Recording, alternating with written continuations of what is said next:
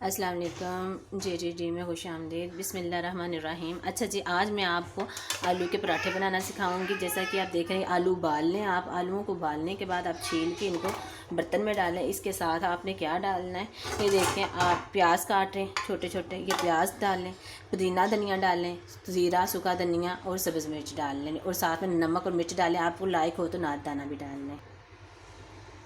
इसको अच्छे से मैश करके इनको अच्छे से मिक्स कर लें। ये देखें कि मटेरियल हो गया तैयार। अच्छा जी, इसके बाद आपने लेने हैं 2 पेड़े नॉर्मल साइज़ के। उनको इस तरह बेल के आपने एक के ऊपर आपने लगाना है। ये देखें मटेरियल, आपने ये मटेरियल को अच्छे से लगा लें। इसका आपने चख लेना है नमक मिर्च वगैरह, ठीक है। रोटी बिल्कुल फीकी हो तो मज़ा नहीं आता, थोड़ी स्पाइसी भी रखें। इसमें नमक मिर्च आप पहले ही ऑलरेडी आपने चख लेनी है।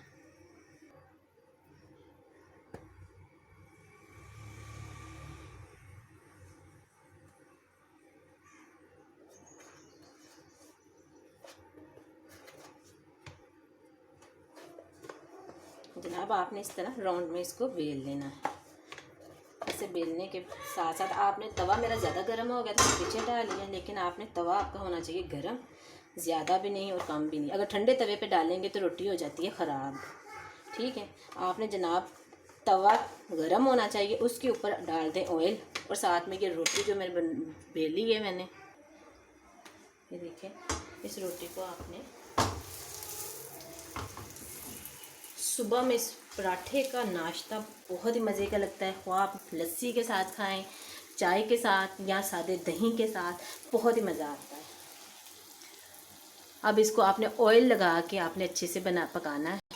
ये देखें माशाल्लाह कितना क्रिस्पी और कितना मज़े का। अच्छा, ये पराठे जो हैं ये क्रिस्पी ही अच्छे लगते हैं। अच्छा, एक पराठा बनाएं और दूसरा बनाते हुए जो पहले वाला पराठा होता है वो नरम पड़ जाता है। तो जनाब आपने क्या करना है, अच्छा, या तो आप साथ ही खा लें, साथ साथ बनाते जाएं, साथ साथ खाते जाएं, नहीं तो आपने क्या करना है, इसको ओपन कर दें। ओपन करने के साथ ये होगा कि ये क्रिस्पी ही रहेगा, ठीक है। ओपन करके आपने इनको अलग-अलग फोल्ड करके रख देना, ठीक है। ये आप कुछ देर के बाद, सारी रोटियां बनाने के बाद आप सब मिलके भी खाएंगे तो ये क्रिस्पी ही रहेंगे। ओके जी, अल्लाह हाफिज़।